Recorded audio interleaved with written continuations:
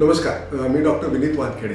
आपण थायरॉइडच्या आजारासंबंधी बघत आहोत आणि आज आपण हायपरथायरॉइडिझम म्हणजे काय याबाबत बघूया।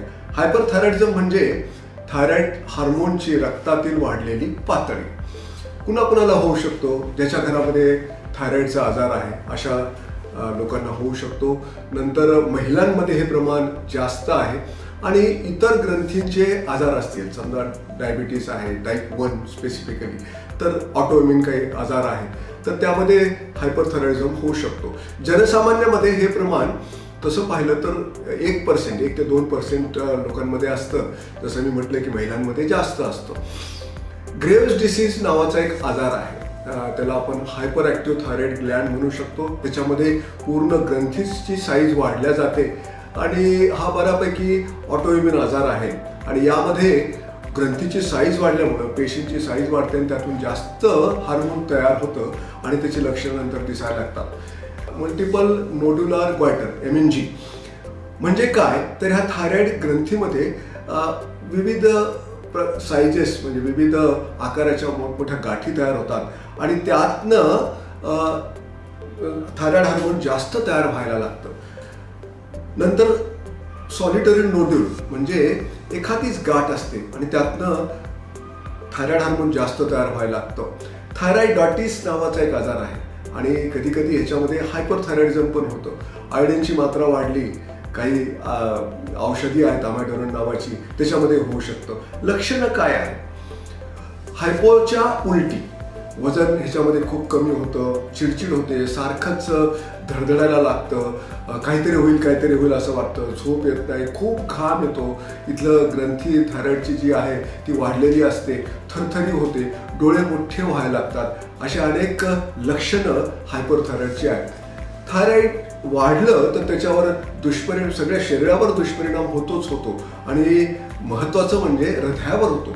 जर तुमचं नाडीचा वेग 120-130 असेल तर हृदयाचे कप्पे वाढायला लागतात। नंतर हृदय फेल्युअर म्हणजे हार्ट फेल्युअर म्हणजे बंद होत नसतं परंतु त्याची कार्यक्षमता व्हायला लागते आणि वेगवेगळ्या प्रकारच्या हृदयावर परिणाम व्हायला लागतो। हाडांवर पण होतो, हाडं ठिसूळ व्हायला लागतात, त्वचेवर पण होतो, लालसर त्वचा व्हायला लागते आणि डोळे ह्या हायपरथायरॉइडिझममुळे डोळे असे बाहेर आल्यासारखे वाटतात, मोठे मोठे होतात। थायरॉइडटॉक्सिकोसिस नावाची एक इमर्जन्सी आहे। जर खूपच थायरॉइड वाढलं, काहीच इलाज केला नाही तर ICU मध्ये ॲडमिट करावं लागतं आणि यामध्ये खूप धडधड होणे, खूप हृदयाच्या कार्यक्षमतेवर परिणाम होणे असं व्हायला लागतं आणि ICU मध्ये ट्रीटमेंट द्यावी लागते। निदान कसं करावं हायपरथायरॉइडचं? निदानामध्ये रक्तामध्ये फार सोपं आहे ॲक्च्युली। रक्त तपासलं तर थायरॉइड हार्मोन वाढलेलं असतं, म्हणजे T3 T4 वाढलेलं असतं आणि TSH खूप कमी होतं। जर सोनोग्राफी केली आपण थायरॉइडच्या ग्रंथीची तर जसं मी बोललो की ग्रंथी पूर्णच वाढलेली आहे का मल्टिपल नोड्युलर म्हणजे मल्टिपल गाठी आहेत किंवा एकच नोड्यूल आहे ते कळतं। थायरॉइड स्कॅनमध्ये पण आपल्याला बऱ्यापैकी फंक्शनिंग म्हणजे हॉट नोड्यूल, कोल्ड नोड्यूल आहे का ते कळतं।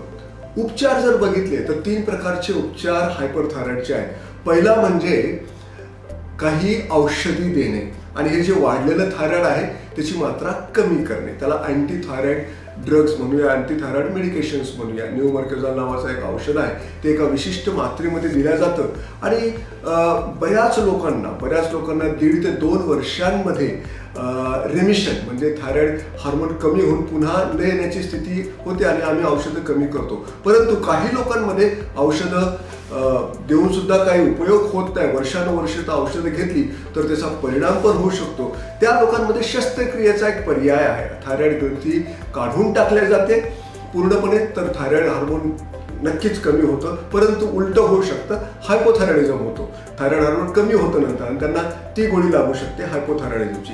नंतर रेडिओ ॲक्टिव्ह आयोडीन नावाचं एक ट्रीटमेंट आहे, त्याच्यामध्ये रेडिओ ॲक्टिव्ह आयोडीन हे दिलं जातं रक्ताद्वारे आणि हे जाऊन बसतं थायरॉइडच्या ग्रंथीमध्ये आणि थायरॉइडची ग्रंथी जाळून टाकतं। परंतु ह्याचा जो साईड इफेक्ट आहे तो हायपोथायरॉइडिझम आहे। पुन्हा आपल्याला थायरॉइडची गोळी वाढवण्याची गोळी घ्यावी लागते आणि गर्भारपणाच्या ज्या स्त्री असतात त्याच्यामध्ये ही ट्रीटमेंट आपल्याला देता येत नाही। धन्यवाद।